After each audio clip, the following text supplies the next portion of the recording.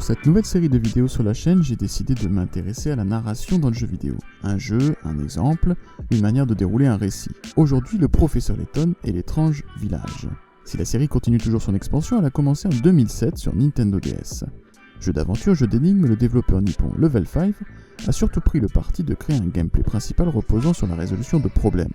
Problèmes de logique, illusions d'optique et j'en passe. Au-delà de cet aspect ludique, Level 5 avait également à cœur de proposer aux joueurs un jeu fortement narratif. Autrement dit, un titre où le développement des personnages, l'avancée de l'intrigue sont aussi importants que les mécaniques de jeu. Avant d'analyser les manières de faire du développeur nippon, mettons-nous d'accord sur des termes aussi génériques qu'interchangeables pour beaucoup, histoire, récit, narration.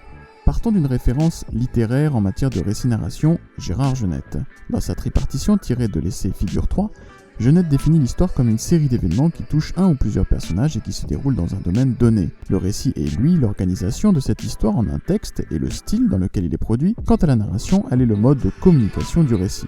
Commençons donc par l'histoire. Le premier Layton construit-il cette fameuse série d'événements? Pour le voir, partons d'un schéma communément admis, indice structurant bien des œuvres, le schéma narratif.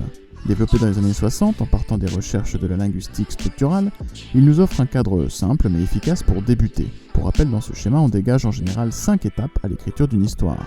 La situation initiale, incipit, l'élément perturbateur déclencheur, les péripéties aventures, le dénouement ou la résolution et la situation finale, excipit.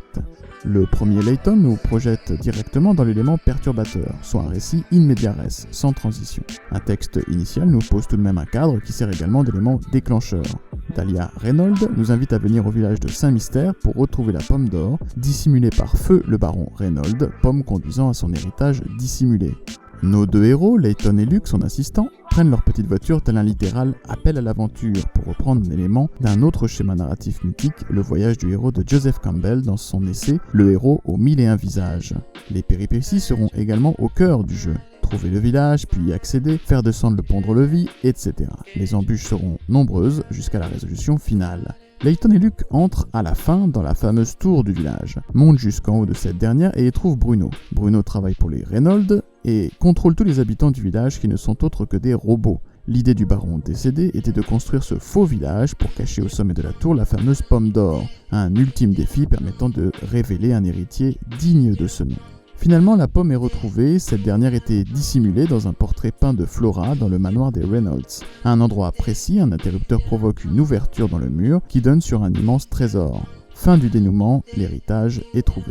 Concernant la situation finale, Flora, à qui revient l'héritage, le refuse et décide de quitter le village en compagnie de Layton et Luke pour mener une vie tranquille, loin des tumultes liés à cet or qui rend fou. Le professeur demande à Luke de garder le secret du fameux village pour lui. Si l'histoire est donc bien là, qu'en est-il de la conduite du récit, la narration? Choix simple mais radical, une véritable scission entre l'aspect narratif et l'aspect ludique se fait.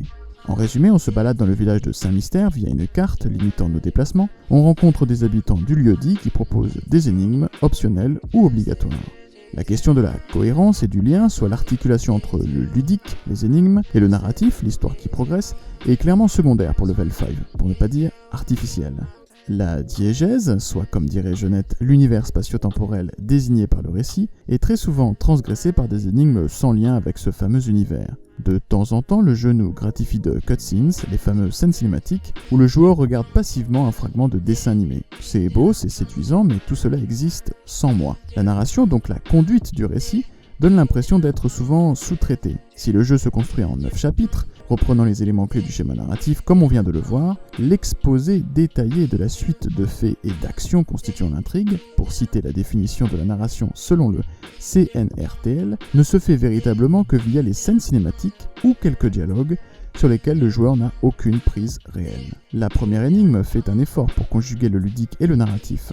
Il faut trouver l'entrée du village sur une carte. Dahlia Reynolds vous met ainsi à l'épreuve puisqu'il s'agira pour vous de retrouver par la suite la fameuse pomme d'or guidant l'héritage du baron mort. Elle ne peut que vous tester avant de vous confier une mission d'une telle importance. De plus, la diégèse est respectée, que je sois dans le narratif pur, les dialogues entre Layton et son assistant, et le ludique, l'énigme à résoudre, tout est cohérent et dialogue.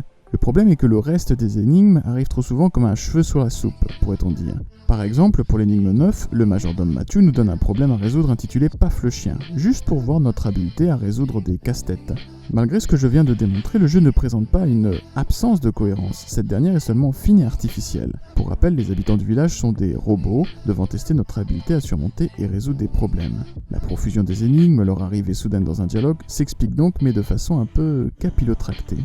Le souci dans ce premier épisode et les épisodes qui suivent est que le joueur passe d'un statut à l'autre. Il est soit très actif, résolvant des énigmes, soit spectateur passif devant les scènes cinématiques, soit lecteur de dialogues se déroulant sans le moindre choix à faire. En clair, soit il joue, soit il regarde, soit il lit. On n'observe quasiment aucune convergence. Pour terminer, analysons l'interaction. Je vais ici me baser sur les travaux de Dominique Arsenault, référence en matière de narration vidéoludique. On aurait selon lui d'un côté une sorte de proto-récit, un récit déjà écrit, une histoire qui existe là en amont de toute session de jeu et qui n'attend qu'à être actualisée. À côté de ce récit imaginé par les développeurs, selon le schéma narratif vu plus haut, on trouverait un récit vidéoludique, pour citer une fois de plus Dominique Arsenault. Un récit qui résulte des actions du joueur. Pour Arsenault, plus qu'une alternance entre récits prédéfinis et jeux non narratifs, il y aurait une double structure narrative au sein des jeux vidéo.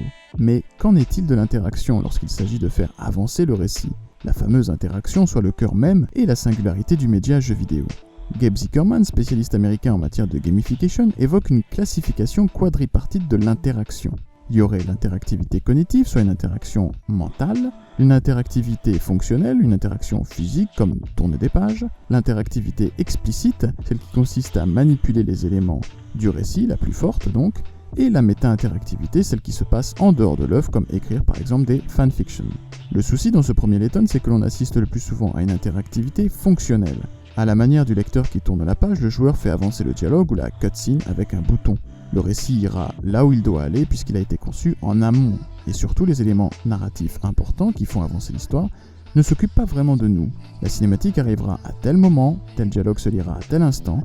Certes, il y a le récit vidéoludique qui sera singulier et unique pour chacun, mais une scission forte existe malheureusement entre l'aspect purement ludique et l'aspect purement narratif. Peu ou pas de dialogue entre les deux. Comme si le jeu vidéo, ici, se devait de proposer 2 ou 3 langages allant chercher du côté de la littérature ou du cinéma des méthodes avérées et efficaces pour faire progresser son histoire et garder pour lui l'aspect ludique.